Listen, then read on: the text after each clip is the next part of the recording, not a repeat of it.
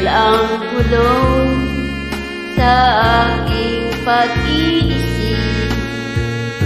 Mula nang tayo nagpasyang maghiwalay, nagpaalam pagkat hindi tayo bagay.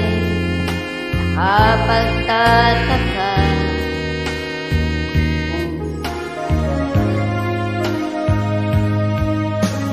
bakit ganito ang aking kapalan. Di ba't ilang ulit ka nang nagpaalam? Bawat paalam ay puno ng tiyakan.